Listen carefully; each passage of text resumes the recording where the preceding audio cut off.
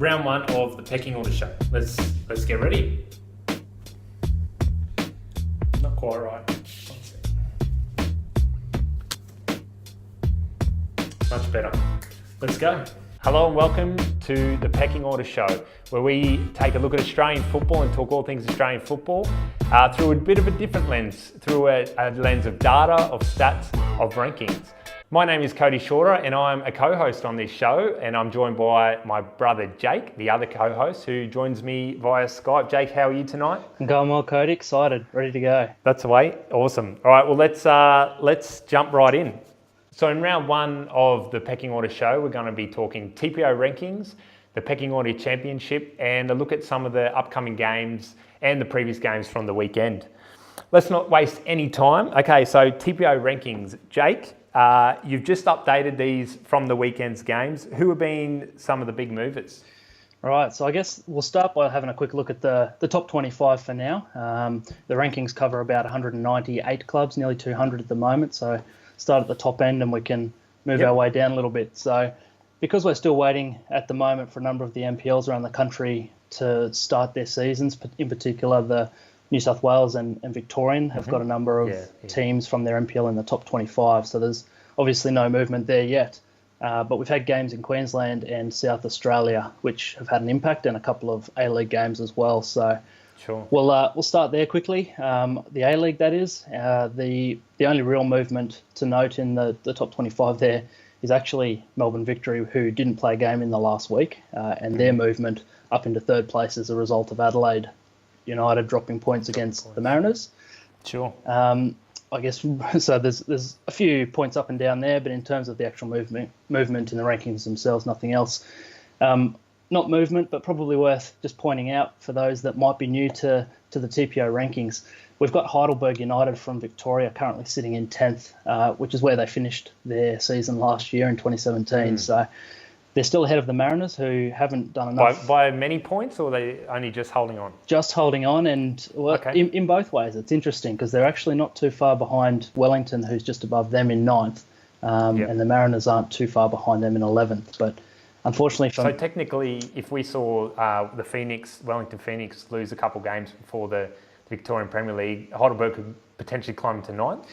Yeah, definitely. Or Heidelberg starts the season strongly. That could go that way as well. It'll be interesting to see how they start in the first couple of rounds. In terms of some of the other clubs there that have actually had games and a bit of movement, we had Croydon Kings from South Australia dropped outside the top 25. So they started the weekend in about 23rd or 4th, and they've dropped down outside the 25. And replacing them, or moving into 25th, was Brisbane Strikers from Queensland, who's the highest ranked club in Queensland at the moment. Obviously outside Brisbane Roar. Potentially not for long though. We'll get into that one. They've got Moreton Bay just outside the 25, breathing down their necks. A couple of the other movements, probably just outside the 25. One of the games that both Cody and I actually went to on Sunday was Olympic FC and Lions FC in the Queensland MPL, which was a top of the table clash. Round 3, they were both 2 wins from 2 at that point, and Olympic got a win over Lions, which actually moved them above Lions in the rankings. So they're just outside the 25, but they're up there as well. I guess the other thing that we obviously don't want to. We're looking at it the whole country, and the top 200 rankings includes clubs from every MPL and the top 2 tiers from most states. So the top 25 covers Victorian clubs, New South Wales, South Australia, and then you've got one from Queensland and Northern New South Wales in there. The other states are just outside of that, so I'll just quickly mention where the top club in each state sits. Sure. Yep. At the moment, Western Australia, you've got Bayswater City in about 30th. South Hobart from Tasmania is top club from Tasmania in 40th. Canberra Olympic, not far below them, in 48th, and then the top ranked at the moment, Northern Territory Club, down in the 60s, 65th. So I've got here that my old team, Eastern Suburbs from Brisbane, they're not looking so good. They've dropped a few points, have they? Yeah, 3 games in. East's being one of the clubs that would fancy themselves for a final spot, if not pushing top 2 for promotion. 3 games in, have only got the single point, and they had a loss over the weekend against Sunshine Coast Wanderers, one of the newly formed clubs. Newly teams, sure, yeah. And one that they probably would have hoped and expected to beat. So East have actually dropped down, I'm not sure how many rankings, but about 20 points on the rankings. So they haven't started particularly strongly. And Jake, another one I had of note here, Adelaide City's massive 10-0 win over, I think it was South Adelaide Panthers. Yet they've only picked up 5 points. So they're 16th in the rankings at the moment, very high. They've only picked up 5 points. Why is that? Yeah, it's an interesting one. It's probably a good example of or showing how the algorithm that kind of sits underneath all of this works a little bit, particularly when you look at Adelaide winning 10-0 and getting 5 points, and then you look at Metro Stars, who had a loss but dropped 20 points, I think it was 21 points. Sure. So essentially the reason for that is the way that the points transfer works, or how many points, the actual calculation, it looks at the two clubs and how close they are or how strong one is compared to the other. In Adelaide City's case, compared to the Panthers, in this one, the gap was so wide, the algorithm said that Adelaide City had about a 92% chance of taking the points, something like that. So they were heavy favourites to win, and when they do win in that case, they pick up some points, but not a lot. The 10-goal margin actually increased that even more, so it probably would have been only 1 or 2 points if it wasn't for that. No, that makes sense. So it's an interesting one. And Metro Stars losing to a team that they were expected to beat has a bigger impact. So looking at the leagues that have started already, I suppose Queensland been 3 rounds in now, the top 2 leagues there, and also the A League's been going. But who have been some of the bigger movers up and down over the last sort of month, over the last 30 days? Yeah, I guess we can only really, like I say, talk about Queensland and the A League to some degree at the moment. Give it a few weeks and we'll have all the states up and running. But I guess 3 games in, there's a couple of notable or clubs with notable starts, good and bad. Brisbane City from the Queensland MPL, again, probably one of the clubs that fancies themselves to be pushing final spots, if not challenging for the title. 3 games in, have had 3 losses, 2 of those at home, and a couple of them to clubs that are probably in the relegation fight, so not a good start for them. So, and many people will know Brisbane City, obviously, ex-NSL club, and exactly bid for the A League. John Cosmina. So Tommy Broish is in the setup, is he not? He is involved in I think junior coaching in some sense. Junior coaching, and I think James Myers playing for them too, ex-Raw player. Yeah, so they'll be disappointed with that start for sure. But they're not the only ones. Brisbane Strikers after 3 games, and as I said a minute ago, they're the top-ranked club in Queensland, so they would expect to be one of the favourites for the title. And 3 games in, they've picked up only the single point, so they're not going to be happy with their start. In saying that, they have, I'm pretty sure, played 3 of the better teams. I think they've lost to Lions, I think was it Western Pride, and now they've drawn to Moreton Bay. So 3 of the better clubs in the competition. Yep. They've probably played them already. Which is good and bad, I guess. You play the teams that you're competing with for the title. They're the games that you have a chance to pick up 3 points on your closest rival. So maybe a missed opportunity, but a long season. So we'll see. Sure. And I guess on the opposite side, Olympic FC and again in the Queensland MPL, 3 wins from 3, sitting on top of the MPL, and they'll be very happy with their start and up there for favourites at the moment. Mm-hmm. I guess just quickly on the second tier in Queensland, again, we're sticking with Queensland this week, the Football Queensland Premier League. So the first time we've ever had a second division that is statewide in Queensland and linked via promotion relegation to the MPL. Obviously the Football Queensland Premier League is a terrible name if you ask me, given it's the second tier, but we'll stick with it for now. Sure. And in that, we've got Peninsula Power, 3 wins from 3. Everything that we look at says that they're strong favourites for the title. And if you look at the rankings, they're actually ranked higher than half of the MPL clubs in the tier above them. So it's a very strong club at the moment, and we'll see how they go. And I guess the other one is your Eastern Suburbs, as I said, 1 point from 3 games, and not very happy, I'm sure, with the output so far. So well, as I say, it'll be interesting to see how they kick on, and in next week and the week after, we'll be able to start talking about some of these other states as well. Definitely, looking forward to that. Moving on a little bit, before we really move on, let's touch on a couple of the just biggest upsets of the weekend. Yeah, there's kind of two that I look at, and when I say upset, I guess essentially we're talking about a result that was unexpected, and to measure that, the way that we're looking at it is based on the rankings themselves, so where the clubs sit on the rankings and what the algorithm says is kind of the expected result, and then we compare that to the actual. So not to get too technical, but it's from the numbers that spit out. So the two that are worth mentioning are firstly the Croydon Kings from South Australia, who were in, as I said, 22nd before the weekend. They lost to Para Hills Knights, who were in 62nd spot at the time. So not only that, it was 4-1 loss, and Croydon Kings were at home, so bit of an upset there, and probably not what they would have liked. And then the other one, another team I've already mentioned, is Brisbane City. So they were in 55th going into the weekend on the rankings. They've lost to the team from Toowoomba, Southwest Queensland Thunder, who were almost 100 spots below them on the rankings in 145th. So not a good result for them, but a couple of surprises which we like to see. Absolutely, shakes up the rankings. Makes it interesting. Absolutely. Okay, let's move on to TPO predictions. We'll get into depth into this in another show to explain how it is, but maybe you could provide a very brief explanation for me, but also the people watching. Well, you say brief, I'll see how I go. Yeah. Thankfully, we've got you here, so you can stop me if I go on a tangent or get into detail. I don't need to, but we'll see how we go. So, essentially, we've got the TPO rankings with, as I say, 200 clubs, and each club has a score, an individual score for that club. What we can do is we can take the two scores for particular clubs, and that's how we look at points being transferred. But we can also look at the rest of the fixtures that are unplayed for the season, and we can do a bit of a simulation essentially based on the scores of each club, and we can do some calculations to get expected goals for each of those clubs. So long story short, we're simulating the rest of the season based on the rankings. And when you get to the end of the season and you've simulated all of the games, we add up all the points, and then we got a finishing table.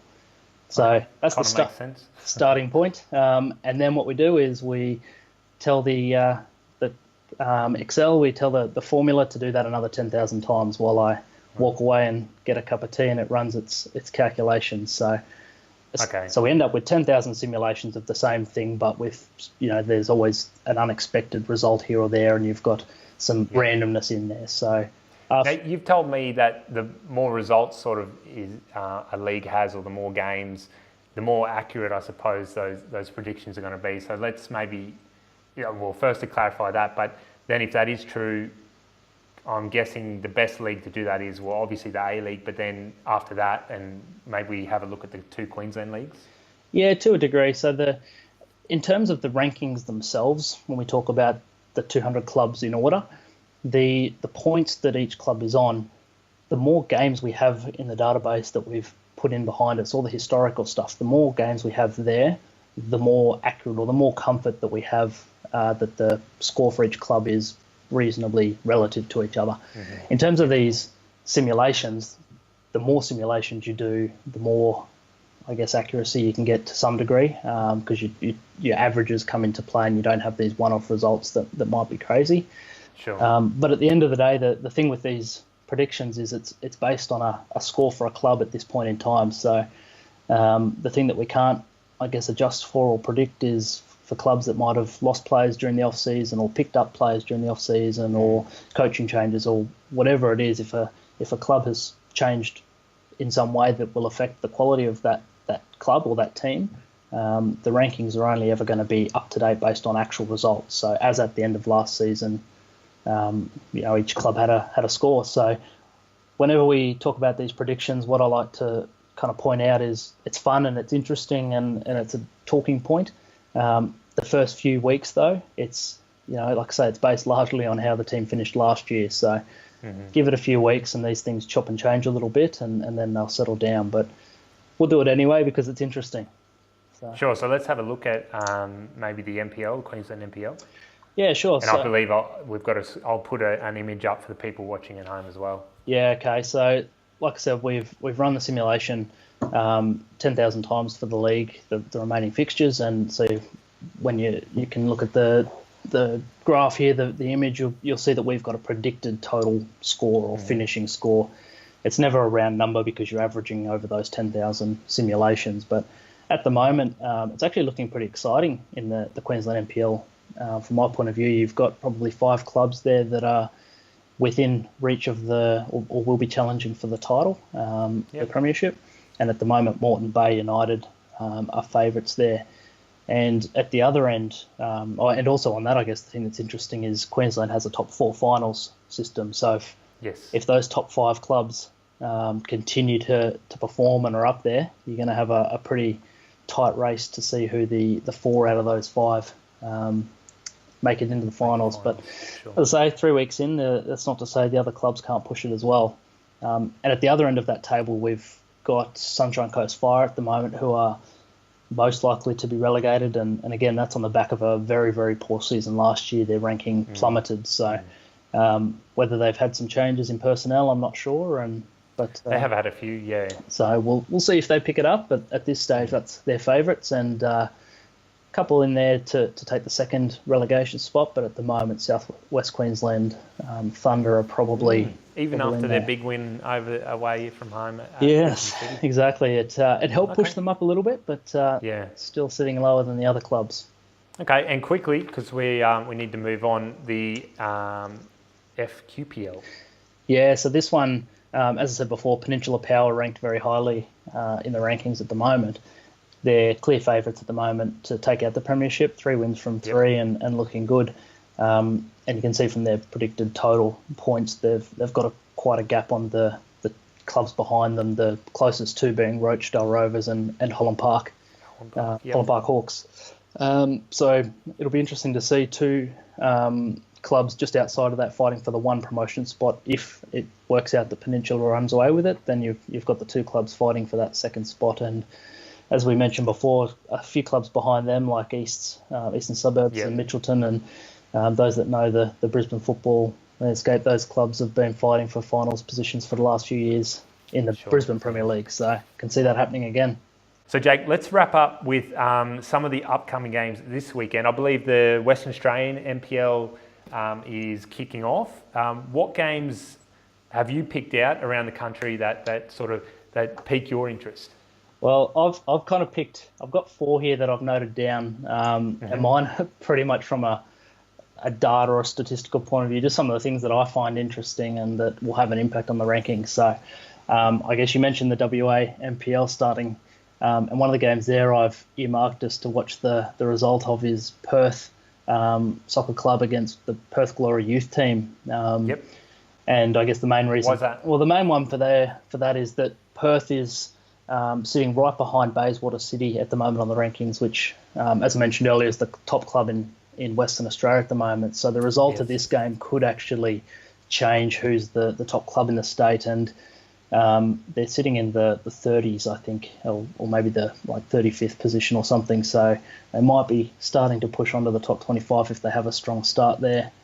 Another state that kicks off this weekend, we had the Victorian MPL 2, the second division's East and West kick off this weekend just gone, and this coming weekend, I think the first one's actually on Thursday, is the MPL in Victoria. So I've got my eyes on the Port Melbourne Sharks versus Heidelberg game, just purely from looking at Heidelberg and wanting to see how they start the season and how long they can stay up above Central Coast, or even maybe push Wellington, as we said before. So that'll be interesting. And then very quickly, I've got Moreton Bay versus Olympic in the Queensland MPL. Top of the table clash right now, both predicted to finish in the top 3. We didn't get to give the explanation, but it's a Pecking Order Championship game, which we'll give some explanations to next week. And Moreton Bay potentially with a chance to take over Strikers and be the highest ranked club in Queensland. So all of those things point to a pretty important game.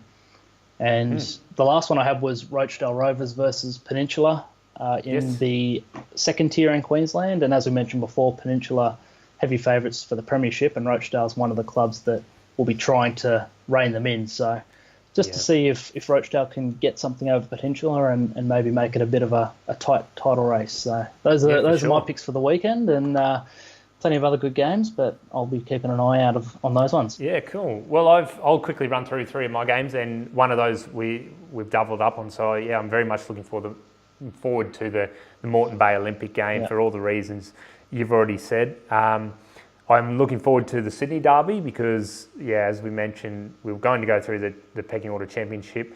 Spoiler alert, Sydney are the holders nationwide, as you'd probably expect. So Western Sydney can take that off them. But also, if they do manage to sort of slip up and lose a few points to Sydney FC, Newcastle Jets with a win could jump them. So Newcastle Jets could jump the Western Sydney Wanderers, who Western Sydney are now fifth at the moment, and they could slip to sixth. And the last one here I got down is Campbelltown City versus Adelaide City. So Adelaide coming off that massive 10-0 win in 16th position, very highly ranked, against Campbelltown City, who I think were 41st and now jumped to 38th after their win. They beat Metro Stars, I think, right. 2-0 away from home. So Adelaide City are favourites going into this. I think we've got them at 58.2% chance of taking their win, but I don't know. I'm keen to keep an eye on that one. As we know, stats only tell part of the story. Absolutely. Cool. Well, guys, that's it for round one of season one of the Pecking Order Show. I hope you've really enjoyed it. It might have gone a little bit longer than expected, but we'll aim to keep things interesting in future shows. Jake, thanks so much for joining us on the line all the way from Brisbane. No worries. And guys, thanks for watching from home. If you've got any questions about anything mentioned in today's show, just hit us up in the comments of wherever you're watching this video, and we'll be sure to get back to you, or Jake will be sure to get back to you because he knows what he's talking about. I don't. We'll be back same time next week. Thanks for watching, guys. See you later. Bye.